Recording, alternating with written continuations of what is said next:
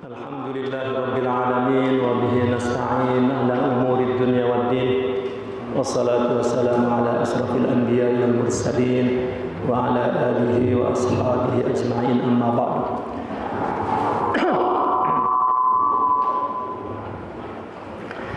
Insyaallah pada malam ini kita akan khatamkan ya kitab Marahil At-Tasawuf.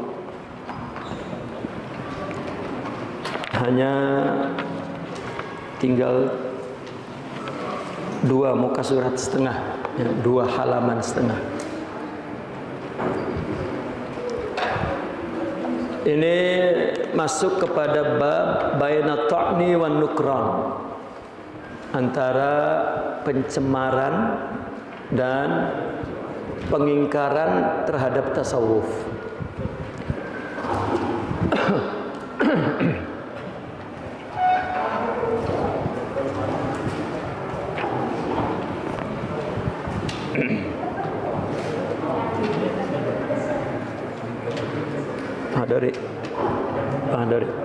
Pak Handori. Ibu-ibu kalau masuk dari sini nggak apa-apa, masuk sini aja.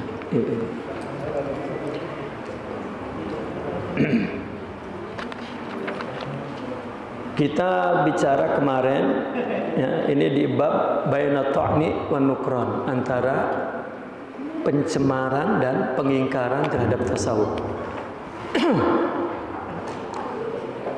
Dan telah kita baca bahwa yang melakukan pencemaran terhadap tasawuf sehingga mengkaburkan makna tasawuf ada 4 golongan. 3 golongan dari orang Islam dan 1 golongan dari luar Islam. Golongan yang pertama adalah orang yang al-jahalatu bihaqiqatih, yang bodoh terhadap apa tasawuf itu yang sebenarnya. Yang kedua, para pengaku tasawuf tetapi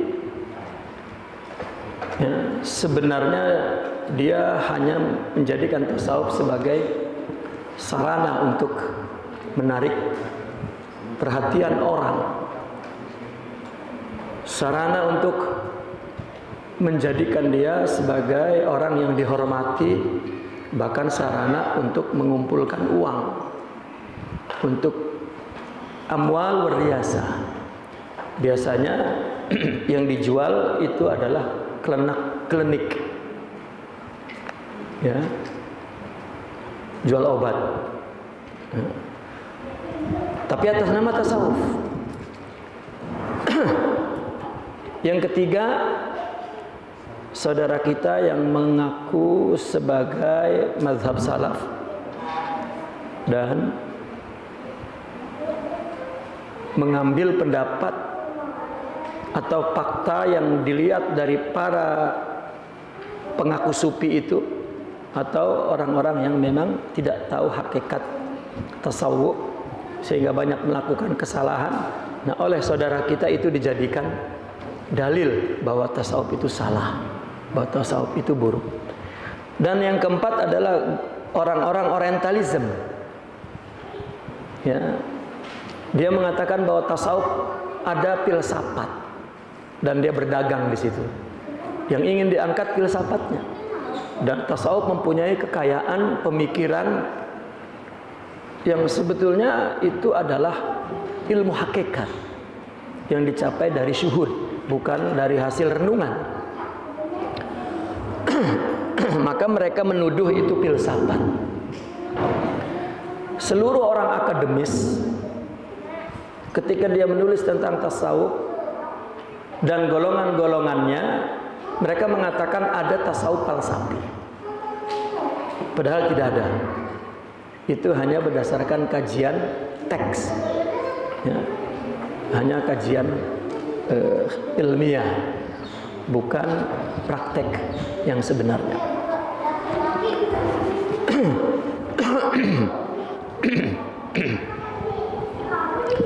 Nah, sekarang tentang pengingkaran ya. Wa hunaka dawa'il inkar 'alal qaumi khamsatun. Ada motif yang membuat orang mengingkari orang-orang sufi itu ada 5. Ada 5 motif. Kenapa mereka, 5 faktor kenapa mereka mengingkari orang sufi. Pertama, awaluha an-nadhru likamali tariqihim. Fa idza ta'allaqu bi rukhsatin aw atau bi isaati adabin aw tasahalu bi amrin aw bada'a minhum naqsun asra'a lil inkari alaihim. Li'anna an-nazifa yadhhar fihi aqallu 'aidin. Wala yakhlu al-insanu min naqsin ma lam takun lahu minallahi ismah aw hifz. Yang pertama ini apa? Yang pertama, pandangan terhadap para wali itu sempurna. Saya sering menyinggung dulu, orang sering memandang bahwa seorang arif, seorang wali itu sempurna. Sempurna yang keluar dari batas basyariah. Ya. Keluar dari batas basyariah. Kita yang telah memberikan penilaian kepada seorang wali, ya, yang sempurna melebihi batas kemanusiaan, hampir sama dengan malaikat, tidak boleh salah. Jadi ketika salah terus diingkari. Orang sufi begitu. Itu tidak memandang dia manusia. Dulu saya berpikir seorang murabbi itu tidak boleh kurang, tidak boleh salah. Kita yang meletakkan standar itu, sehingga kita tidak mampu menerima dia ketika melakukan kesalahan. Dan banyak orang meninggalkan gurunya karena melihat gurunya melakukan kesalahan. Kesalahannya bukan pada gurunya, kesalahan kepada standar yang diletakkan oleh dia terlalu tinggi, bahkan keluar dari sifat basyariah. Kita kan kalau wali itu nggak boleh salah, nggak boleh kalah. Jalan aja nggak boleh nepak di bumi kali itu. Ya. Kalau ditabrak mobil mungkin kayak hantu, nggak ketabrak. Pengennya begitu. Nabi berdarah-darah. Nabi pergi ke Taif, ya, berdamai. Nabi baik-baik berdakwah. Malah diingkari, dan kemudian mereka menyuruh para algojo, para budak-budak mereka untuk mengusir dan melempari batu. Nabi berlari sekencang-kencangnya tuh, karena dikejar sekencang-kencangnya, dan larinya ke bukit sampai berdarah-berdarah, sehingga salah satu sahabat menghalanginya dan tidak mampu lagi. Seluruh tubuhnya sudah kena batu. Dia menghalangi Nabi. Karena Nabi ketika dihalangi bukan malah melindung, malah Nabi keluar dari apa? Dari tubuh yang menghalanginya itu.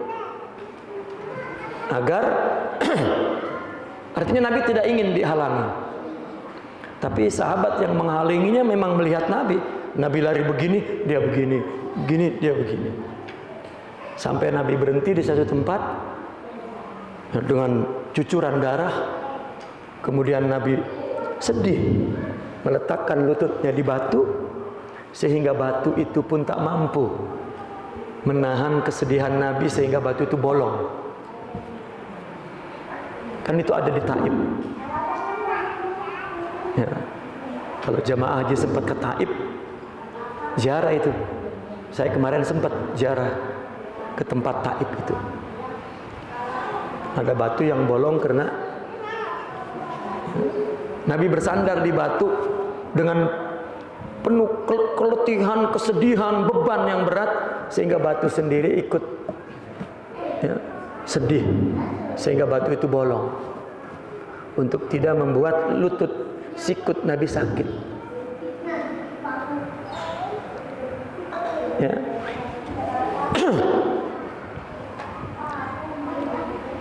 Saya dulu memandang guru saya nggak boleh salah. Maka suatu ketika saya sedang khidmat di rumah guru saya itu, dia dengan istrinya ikut membersihkan rumahnya, menyiapkan minum untuk guru saya dengan istrinya. Tiba-tiba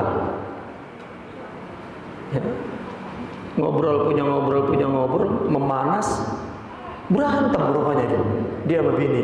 Waduh, saya dengerin makin lama makin seru. Saya mundur pelan-pelan. Wah, ini perang dunia ketiga udah ini. Di situ saya berpikir, loh, genengan berantem juga sama saya genengan. Manusia. Bahkan seorang wali itu diberantemin sama saudara-saudaranya tuh. Kenapa? Karena ngelihatnya sok banget gitu. Romanya kagak ngelihat kita saudara. Sedangkan dia istighraq fil hadrah, tidak memandang apa kecuali Allah. Itu menyebabkan permusuhan. Artinya secara basariah tetap ada clash. Dan itu bukan aib. Ya, bukan aib. Baru tuh guru saya ngomong begini, justru lu cari guru yang salah agar belajar bagaimana cara baiknya. Kalau guru kagak salah, ampun ngikutinnya. Kalau itu sebab Nabi aja diutus manusia bukan malaikat. Kalau malaikat kagak kawin. Lah mendingan manusia, wali semua bininya 4. Kan paham tuh. Coba kalau malaikat kagak kawin, lah kita milu-milu kagak kawin. Kalau mau milu-milu bini 4 silakan kalau sanggup. Artinya manusia. Manusia Pak, lawak. Wali bininya 4 beranak semua kan manusia itu. Ya, pakai ada yang bercerai. Nah, kita meletakkan standar yang keluar dari basariah, dari manusia. Kita sendiri yang tidak mampu memikul standar yang terlalu tinggi kita beri, akhirnya kita ingkar apabila terjadi sesuatu pada guru. Nah, ini kata beliau, apabila mereka, artinya orang-orang yang sempurna itu, para wali itu bergantung kepada sesuatu yang rukhsah, atau dia melakukan su'adab, ya, buruk etikanya, atau dia mempermudah satu perkara, mempermudah perkara ibadah, menganggap remeh, ya, mempermudahlah, atau mulai kelihatan kekurangannya, maka segera akan diingkari. Benar, manusia. Saya dulu berpikir, lah berantem juga sama bini. Ya, bahkan saya mengaku mendingan saya jarang berantem, hampir enggak berantem. Ya. Wala yakhlul insan min naqsin, sedangkan manusia tidak sunyi dari kekurangan. Ya. Selama dia tidak memiliki ismah, kemaksuman atau hifzun, penjagaan dari Allah. Kalau Nabi ismah, tapi kalau wali salah dan segera bertobat, itu wali. Jadi kita melihat wali itu justru mencari salahnya agar tahu bagaimana bertobatnya.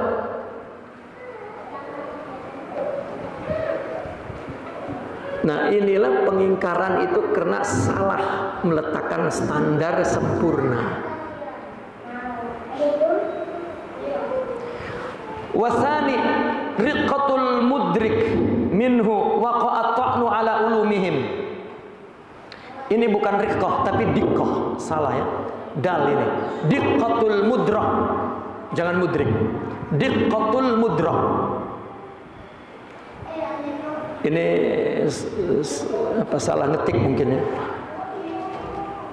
Ya, salah ngetik. Diqqatul mudrak.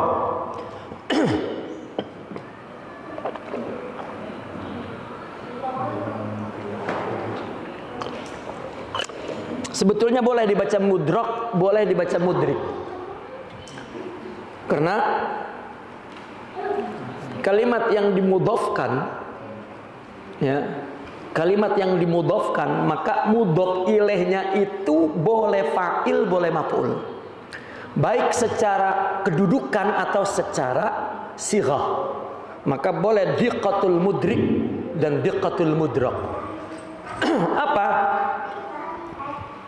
Yang kedua, idrak mereka, pemahaman mereka terlalu halus, sehingga dari situ terjadi pengingkaran terhadap ilmu mereka. Kan banyak ulama mengingkari ilmu orang sufi karena terlalu dakik, ya.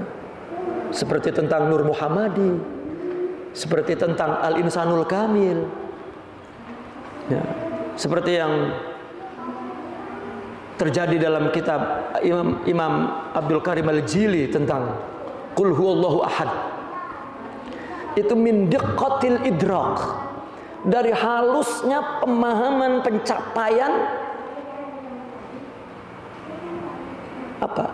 Nalar batin mereka, sehingga terjadi dari situ pengingkaran dan pencemaran terhadap ilmu mereka di dalam tentang keadaan jiwa mereka. Izin nafs musri'atun li inkari ma lam yataqaddam lahu ilmu. Karena nafsu cepat mengingkari ketika dia belum belum mengalami kemajuan ilmunya. Makanya dulu orang-orang sufi itu selalu membuat istilah tentang apa yang disaksikan di dalam jiwanya, syuhudnya, tentang hakikat. Dia membuat istilah. Terkadang istilah itu dianggap melanggar kepada teks agama yang syar'i. Maka ulama fikih terus, ya, menegurnya. Dan orang sufi sering merubah. Oke. Ya. Seolah-olah ente lam tadrik. Ente tidak mencapai kandungan makna ini, tidak paham lah. Diganti. Begitu diganti masih diingkari. Maka ada ulama yang membuat perumpamaan. Ulama zahir itu, ulama fikih itu, atau ahli hadis, seperti penjaga mercusuar di tepi laut. Karena ada di tepi laut itu ada menara tinggi itu kan, dan ada lampu tuh. Itu untuk apa? Untuk mengawasi datangnya kapal lanun pencuri. Jika muncul ditenggelamkan. Nah, ulama fikih itu, ya, dia menjaga teks agama itu agar aman. Jadi ketika orang sufi mengucapkan satu hakikat menggunakan kata yang bertentangan, terus dipukulnya. Dan orang sufi toleran. Oke. Dia ganti lagi. Masih kena tenggelam, dia ganti lagi. Ya. Tenggelam lagi, dia ganti lagi. Akhirnya orang fikih ngomong begini. Ya. Kata orang sufi begini. Ente sih kagak mau nanya sama aneh.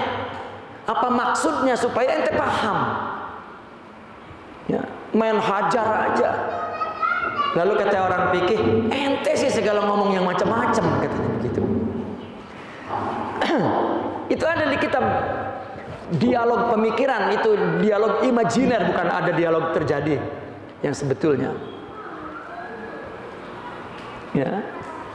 Nah ini Karena diqqatul mudrak, halusnya yang dicapai oleh orang sufi itu, sehingga terjadi pencemaran kepada ilmu mereka. Apa sebabnya? Karena orang memahaminya masih dengan nafsu, sedangkan ilmu-ilmu yang halus itu memahaminya dengan hati yang bersih. Maka yang masih dengan nafsu, musri'atun li inkari ma lam yataqaddam lahu ilmu. Nafsu itu cepat mengingkari terhadap ilmu yang selama dia belum punya kemajuan, ya, ilmunya itu. Itu yang kedua. Yang ketiga, wasalisu kasratul mubtilina fid da'awa wa talibina lil aghrad bidyanah. Wa dzalika sababu inkari wa dzalika sababu inkari haliman dhahara minhu bid'wa wa in aqama 'alaiha dalil lashtabahu. Apa yang ketiga? Banyaknya para mubtil. Apa mubtil itu? Pemalsu. Mubtil lawannya muhiq. Ada sufi yang muhiq, sufi yang benar, yang hakiki. Ada sufi yang mubtil, sufi yang batil. Batil itu artinya yang tidak benar. Dalam apa? Dalam mengaku-ngaku. Dia mengaku sufi, rupanya tidak sampai hakikat. Begitu ngedengar hakikat, dia ingkari. Ngakunya sufi. Dan apa sebabnya juga? Sebabnya dia mengaku sufi itu wa talibina lil aghrad, untuk tujuan mencari. Karena orang itu mencari lil aghrad, akan beberapa tujuan dunia. Tujuannya dunia, tujuannya pangkat, tujuannya, ya. Seorang murabbi, seorang sufi tidak ada kaitannya dengan kepentingan-kepentingan yang bukan karena Allah. Politik misalnya, ya. Atau tujuan-tujuan untuk membela mazhab tertentu, firqah tertentu, tidak. Ya, namun banyak orang yang berintisab kepada tasawuf tapi terus berikhtilaf masalah khilafiyah fiqhiyah, furu', dan ikut-ikut campur urusan politik. Ini berarti ada aghrad. Dan demikian itulah sebab pengingkaran orang yang tampil, ya, dengan mengaku-ngaku. Jika ditegakkan dalil kepada mereka ya lashtabahu, akan kelihatan, ya, ternyata tidak paham, ternyata mereka palsu. Yang keempat, khaufud dhalal 'alal 'amati bittiba'il batin duna tinai bi zahiri syariati kama tafaqa likatsir minal jahilin. Nah, ini dari ulama fikih. Ya, ulama-ulama ini kenapa mudah mengingkari? Karena mereka merasa, memandang takut menyesatkan orang awam dengan mengikuti batin tanpa menjaga zahir syariat, sebagaimana yang disepakati oleh kebanyakan orang-orang yang bodoh. Ini yang bodoh ini bukannya orang yang tidak punya ilmu. Orang yang punya ilmu zahir, tidak punya ilmu batin, disebut bodoh dalam buku ini saya mengutip, ya, dari mereka para sufi. Ya. Apa sebabnya mengingkari? Khaufud dhalal 'alal 'amah, karena ketakutan menyesatkan orang secara umum. Itu. Kalau mengikuti tentang batin saja tanpa memelihara zahir syariah, ya memang terjadi sesat pada orang bodoh. Tetapi ulama takut, ya, sehingga dia mengkafirkan Imam Ibn Arabi, Hallaj, padahal mereka minal ulama. Wal khamis sihhatun nufus bimaratibiha izzuhurul haqiqati mubtilun li kulli haqiqah wa min thamma awla an-nasu bis-sufyati aktsar min ghairihim wa tasallata alaihim ashabul maratib aktsar min siwahum wa kullul wujuh al-madhkurah sahibuha ma'jurun aw ma'dzurun illa al-akhir. Wallahu subhanahu a'lam. Yang kelima ini apa? Sihhatun nufus bimaratibiha.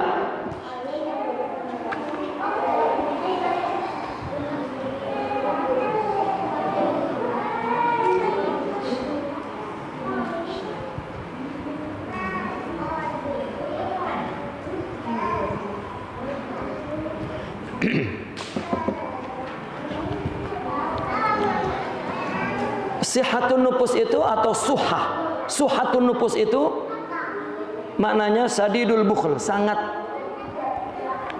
kikir, sangat pelit. Ya. Terhadap maratibun nafs. Apa maksudnya itu? Nafsu manusia itu susah untuk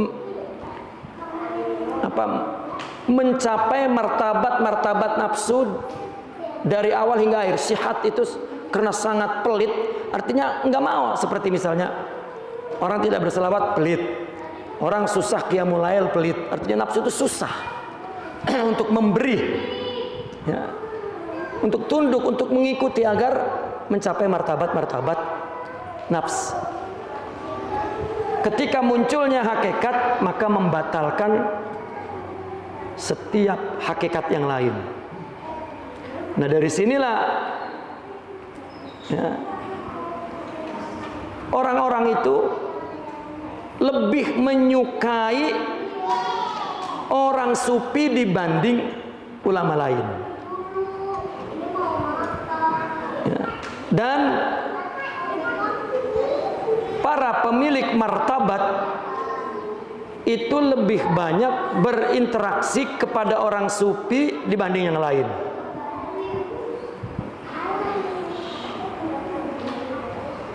Maka segala yang tersebut tadi si penganutnya, si empunya orangnya diberi pahala atau diampuni, dimaklumi, ma'dzur. Ya, kecuali yang terakhir, wallahu a'lam. Artinya kenapa ada pencemaran? Karena seseorang yang tidak mampu mencapai seperti mereka, maka akhirnya ya, mereka tidak mau letih-letih seperti yang dilakukan oleh orang sufi. Akhirnya cukup mereka menyukai saja, mencintai saja, mengikuti saja. Nah, sehingga orang-orang ini tidak mencapai. Nah, ketika tidak mencapai, maka orang memandang dia mengikuti sesuatu yang dia tidak capai. Dan ini adalah perkara yang tidak betul. Akhirnya diingkari oleh orang. Ya. Karena memang susah. Tidak semua jiwa mampu mendapatkan apa yang didapatkan oleh mereka.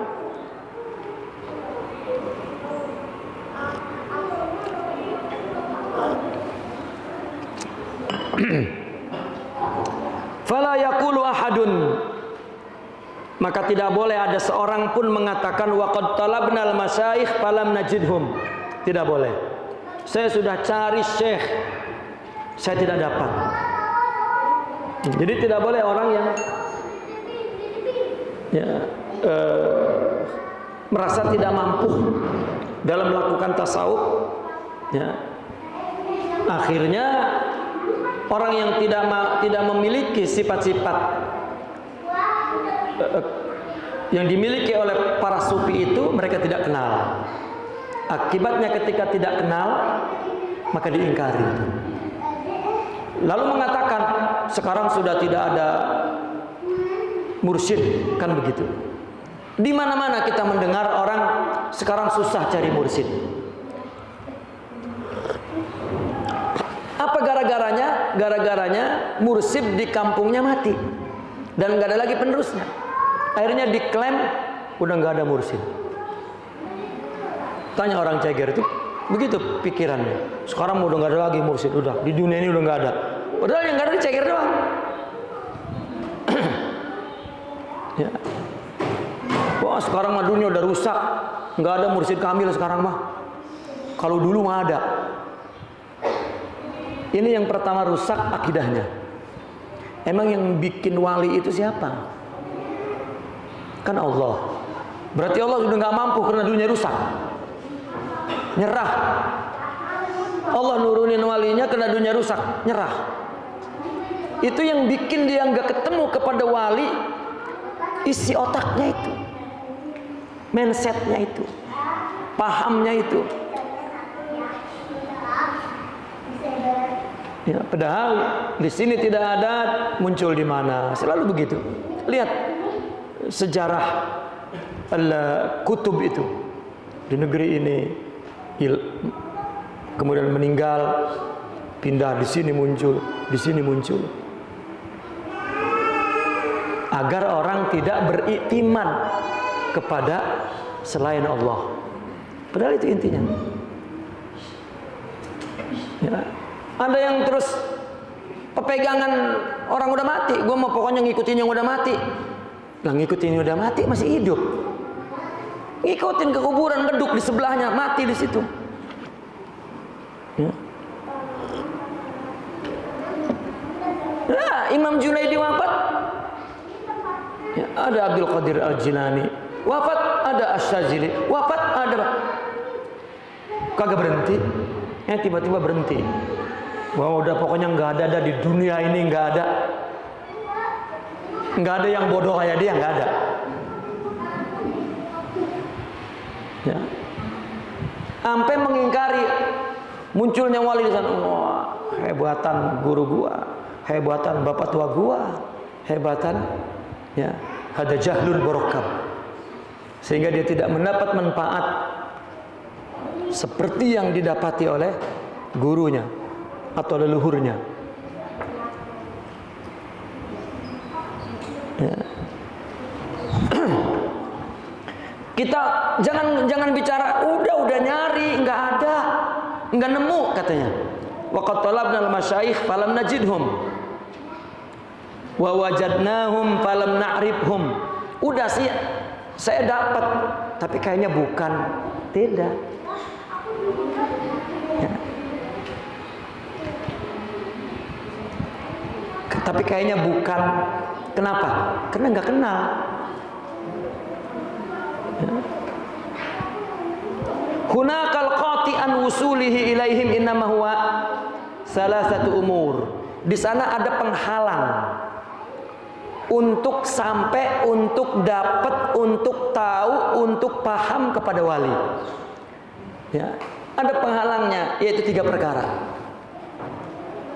Sama seperti di atas. Pertama, an-nazru fi ahwalihi bi'ainil kamalil munafi li wujudil basyariyah. Sama. Awil muwafiq laha al wajhil kamalil kamil.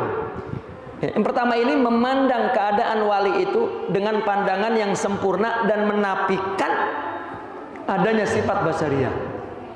Nggak boleh salah, nggak boleh kalah, nggak boleh diomelin bini, nggak boleh dimaki-maki orang, nggak boleh. Ini akibatnya tidak kenal wali. Kenapa? Atau muwafiq laha ala wajhil kamalil kamil, atau sesuai sisi kesempurnaan yang sempurna yang dia pandang itu. Hatta law ra'aita minhu nuqsanan masaqata i'tibaru indak. Ya.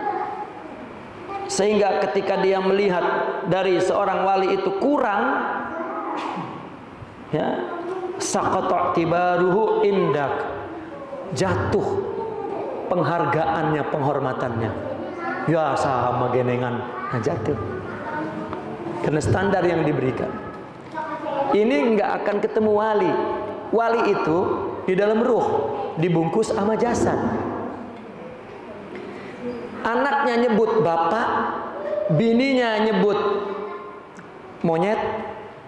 Ya kan kalau malam kecakar keteker kayak monyet. Ya. Adeknya nyebut abang, ponakannya nyebut mamang. Ya. Cucunya nyebut engkong, dan itu adalah jasad. Kenal rohaninya ora. Ya. Begitu ditegur, lapan gua mah adek. Nah, maka tidak akan ketemu wilayah, ketemu wali. Ya. Kayak anak kita ngaji sama orang, kita bilangin, tong, ini salah. Oh, enggak pak, kata guru saya begini. Ya. Saya sama anak tuh dalam hati, lah kapan guru lu murid gua? Deh. Enggak percaya, enggak. Ya.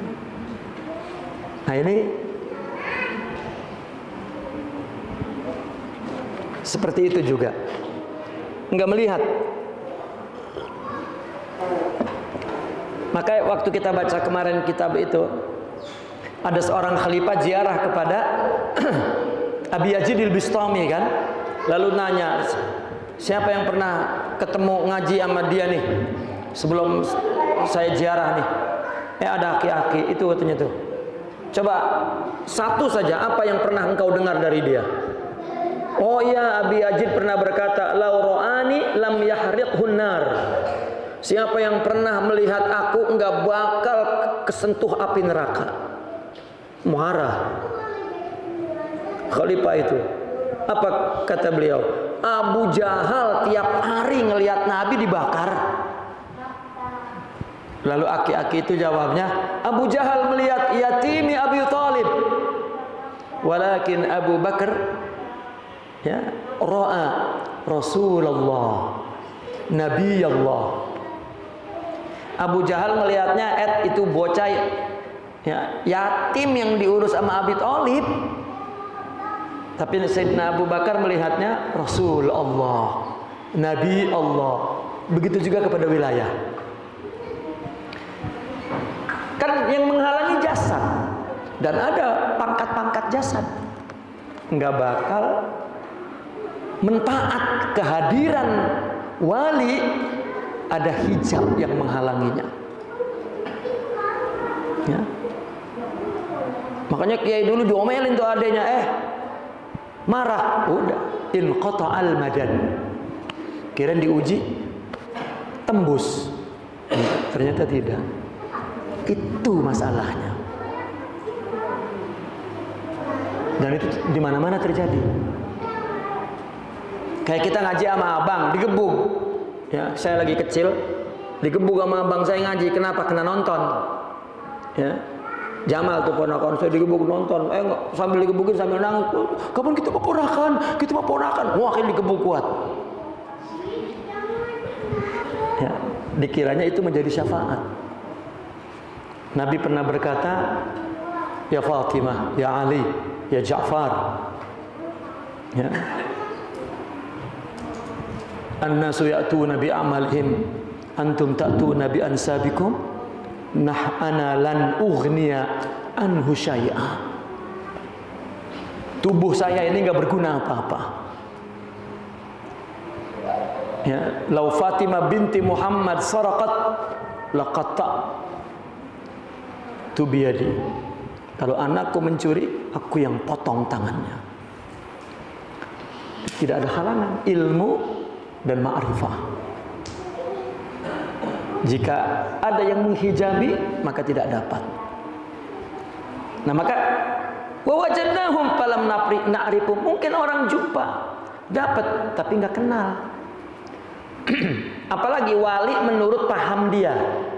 Kalau dia wali, mesti sama gua baik. Kalau enggak, bukan wali. Apalagi begitu tuh, kacau. Ya. Karena dia merasa dirinya hebat. Kalau dia wali tahu kehebatan gua. Bahkan Semakin wali itu merendahkan, berarti semakin tahu. Kenapa? Karena lu takabur. Itu juga salah satu kenapa mereka tidak jumpa wali. Wa huwal muqtadi li suquti ahli al-ikhtisas min aini aktsaril 'amah. Itulah sebabnya kenapa orang-orang yang mempunyai kekhususan di sisi Allah, itu wilayah, itu dipandang rendah oleh kebanyakan orang. Karena terlalu tinggi memberikan standarnya itu. Wa ahli istilahat, dan ahli istilahat. Ahli istilahat ini adalah ulama-ulama yang melihat, memahami agama itu tulisan saja. Itu ahli istilahat dan tidak ada hakikatnya. Orang akademis hafal semua ilmu, kenyataannya nggak ada. Itu ahli istilahat. Wasani ar-ruju' lima yajiduhu an-naziru fi nafsihi min ilmin wa amalin wa halin wa tab'in. Nah, ini yang menjadi rujukan, referensi, ya, referensi yang didapati oleh orang yang melihat itu dirinya.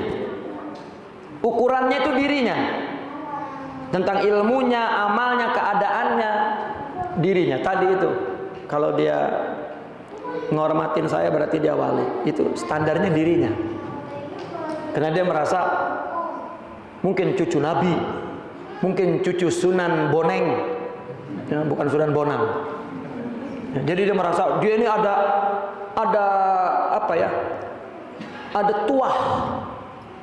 Kalau dia tahu gue ini siapa, berarti dia wali. Kalau nggak ngargain nggak, ya, itu jahil dan tidak akan pernah bertemu wali dan tidak akan pernah mendapat manfaat. Karena ada koteknya, ada penghalangnya itu.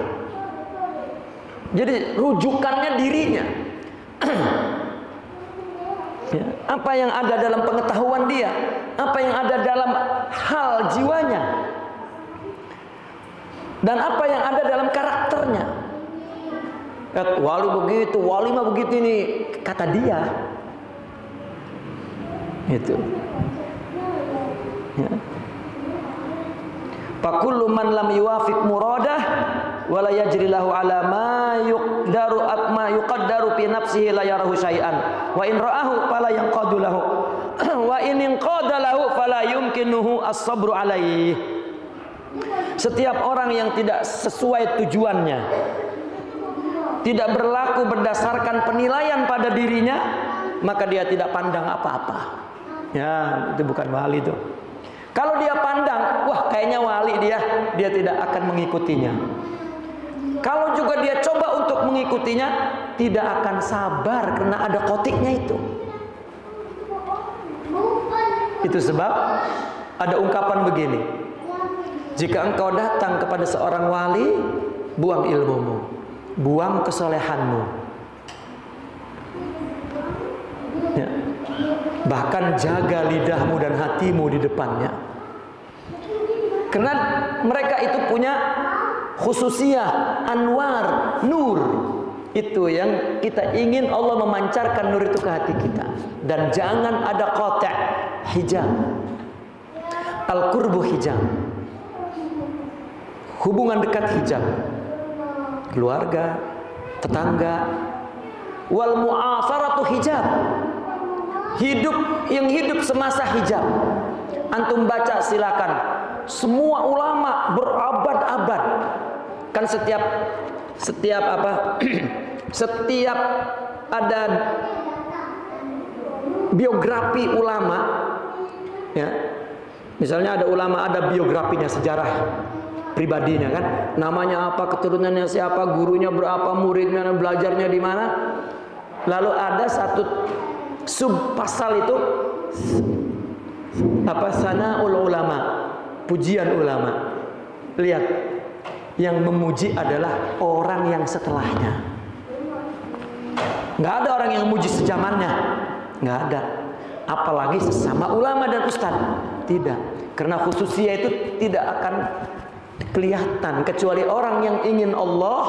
Baru basariyah itu Allah ketepikan dan dia terus melihat khususiyah, maka dia mampu mengikutinya, beradab kepadanya, dan dia mendapatkan wilayah itu. Kalau tidak, tidak. Bahkan ada ungkapan, man qala lima li syaikhihi faqadin qata'al madad. Barang siapa yang berkata kepada gurunya, kenapa guru melakukan itu? Putus madadnya. Itu adab. Adab itu apa? Adab itu kecakapan menempatkan diri. Kamu siapa? Kamu mencari apa? Ingin apa? Bagaimana menempatkan dirimu untuk mendapatkannya? Kan dulu ada kisah Abi Yazid atau kisah Sidi Abdul Qadir kan? Ada anak seorang gubernur. Melihat kehebatan Sidi Abdul Qadir datang. Diantar sama gubernur. Namanya gubernur yang nganter banyak pengiringnya. Bawa anak. Assalamualaikum, Syekh, ini anak saya. Oh gubernur, ya. Ini tolong ajarin supaya jadi seperti ente. Kata Syekh Abdul Qadir, oh ya. Nah, tiap hari dia ngikutin Syekh Abdul Qadir sebagai anak gubernur. Ya. Ini kisah juga sama dengan Sidi Abi Yazid. Ya. Anak pembesar keluarga diraja. Begitu juga 15 tahun ngaji, ngikut ngaji, qiyamul lail, qiyamul lail, semua ngikut. Tapi selalu di samping sebagai anak gubernur. Setelah 15 tahun dia ngomong sama Abi Yazid tuh. Ini yang kisah Abi Yazid, yang kisah Sidi Abdul Qadir, kayaknya orang ceger dengar semua itu. Yang ada karomat ayam tulang jadi ayam itu. Itu karomat itu juga terlalu sulit untuk memecahkan metodologinya itu untuk. Ya. Saya lebih suka menyitir kisah Abi Yazid al-Bistami. Si murid itu berkata, ya Syekh, setiap kamu bicara bahwa ada zauq, bahwa ada kenikmatan zikir, bahwa ada syuhud kepada Allah, saya percaya. Tapi saya udah ngikutin berpuluh-puluh tahun, saya nggak pernah merasakan itu dan mendapatkan itu. Kata Sidi Abi Yazid, aku tahu. Lah, kenapa tahu? Saya dibiarin begitu. Kamu tidak mau.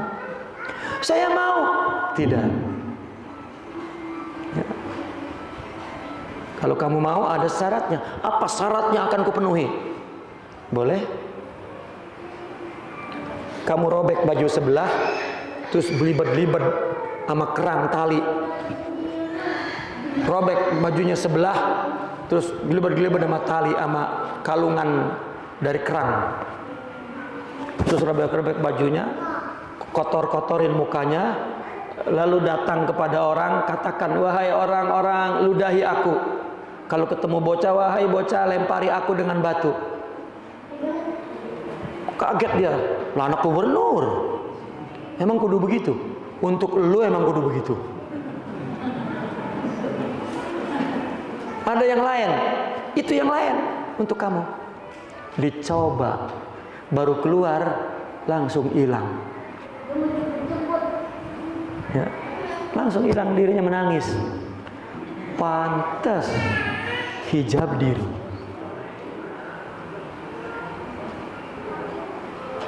Ya. Nah ini tidak boleh memandang wali itu standar pemahamannya atau referensi pemahamannya adalah pemahaman diri. Ya. Maka akan dikritik. Oh, enggak, kayaknya begini. Sudah. Man qala lima faqadin qata'al madad. Makanya dapat tapi nggak kenal. Kata dia wali itu yang terbang, wali itu yang manjur, ketemu, akhirnya dukun, bukan wali. Di otaknya dukun, ketemu dukun. Ini baru wali tuh. Ya. Ada seorang ulama di Syria masih hidup. Umurnya udah 100. Beliau sekarang tengah sakit. Tarekat Qadiriyah, Syekh Ubaidillah Al-Husaini. Ya. Pernah sekali terjadi, dan ada 2-3 kali malah. Ada orang kelaparan, lalu duduk di majelis dia, lalu dipanggil oleh beliau, dan keluar korma di tangannya. Masih ada rupanya karamat. Ya, saya pernah berjumpa beliau di Aljazair. Beberapa kali saya ngundang. Tapi kalau ngundang harus bawa 4 orang karena lemah badannya. Ya. Dan itu saya metodologikan gimana itu. Ngapain dia memamerkan. Ya, rupanya ada karena dalam kegentingan Syria. Wallahu a'lam. Misal saya ceritain ini di media medsos ini. Astagfirullahaladzim.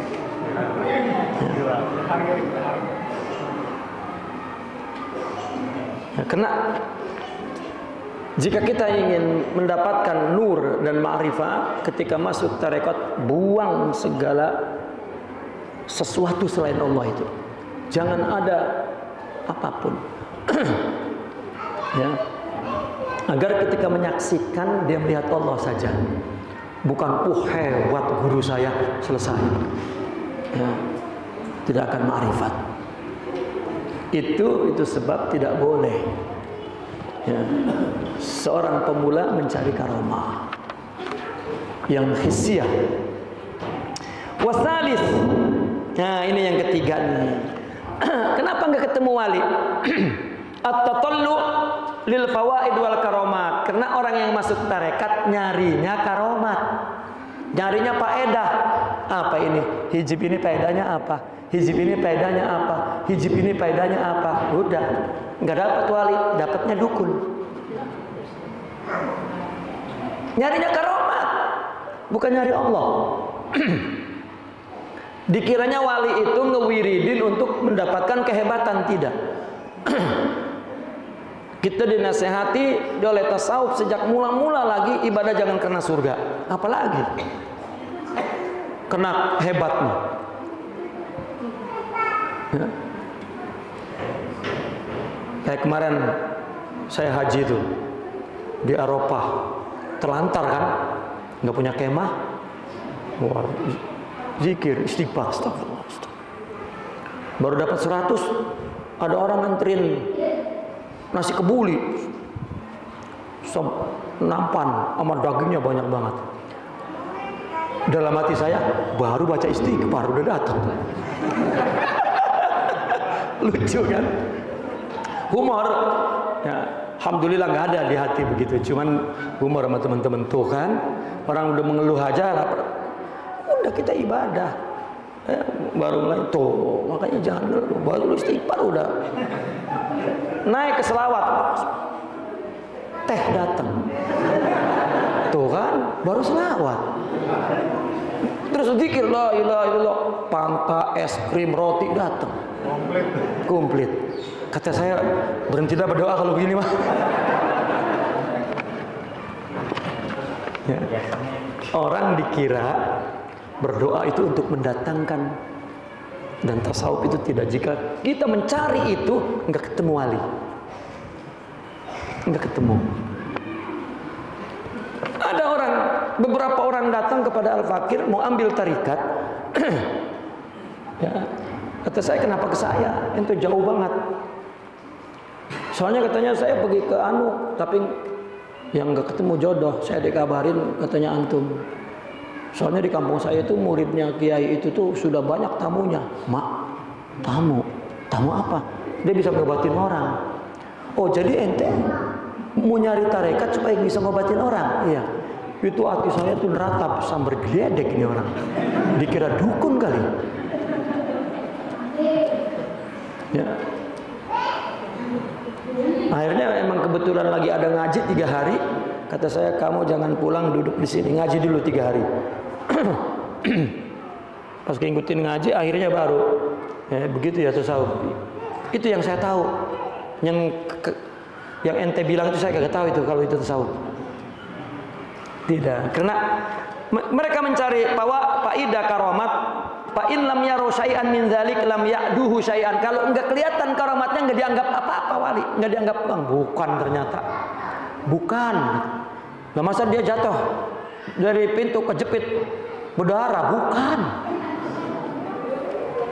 Ya. Masa diomelin bini? Nah itu mas saya tiap hari diomelin bini sama saya. Sama basarianya. Bahkan makin wali makin diomelin bini. Ente kalau misalnya bini tuh ngomel tiap hari, alhamdulillah. Ini tanda-tanda udah naik ini kewalian saya.